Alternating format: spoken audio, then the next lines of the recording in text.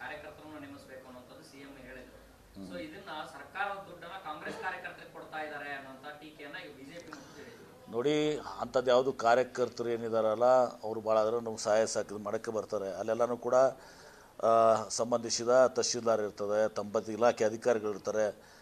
ಏನಿದು ನಾವು ಅಷ್ಟೇ ಮಾಡಿದಂತಲ್ಲ, ಹಿಂದಿನ ಸರ್ಕಾರಗಳೇನು ಮಾಡಿಲ್ವಾ? ಫಲಾನುಭವಿಗಳು ಸಮಾವೇಶ ಮಾಡಿಲ್ವ ಅವರು? ಅವಾಗೆಲ್ಲ ಹೋಗಿತ್ತಂತೇವೆ ಟೀಕೆ ಮಾಡೋಕ್ಕೆ?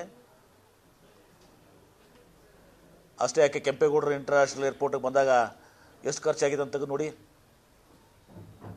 ಪ್ರಧಾನಮಂತ್ರಿ ಬಂದಾಗ ಆ ಚಾಚಿಗಿಂತ ಜಾಸ್ತಿ ಖರ್ಚಾಗಿದೆ. ರೈಟ್. ಡಿ ಸಿ ಎಂ ವಿಚಾರ ಇವತ್ತು ದಿವಸ ಹೈಕಮಾಂಡ್ ಹೇಳಿದ್ದಷ್ಟೇ. ಈಗ ನಮಗೆ ಲೋಕಸಭಾ ಚುನಾವಣೆ ಮಹತ್ವದಿದೆ, ದಯವಿಟ್ಟು ಬಹಿರಂಗ ಹೇಳಿಕೆ ಕೊಡಬೇಡಿ ಅಂತ ನಾನು ಹೇಳಿದ್ದಾರೆ ಅಷ್ಟೇ.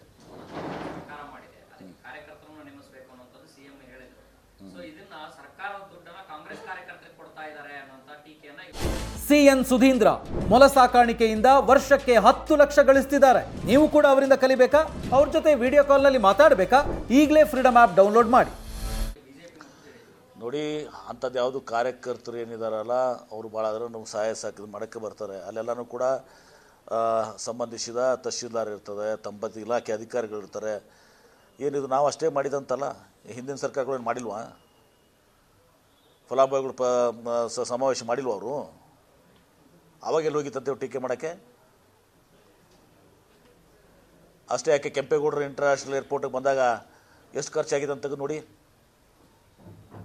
ಪ್ರಧಾನಮಂತ್ರಿ ಬಂದಾಗ ಆ ಚಾಚಿಗಿಂತ ಜಾಸ್ತಿ ಖರ್ಚಾಗಿದೆ.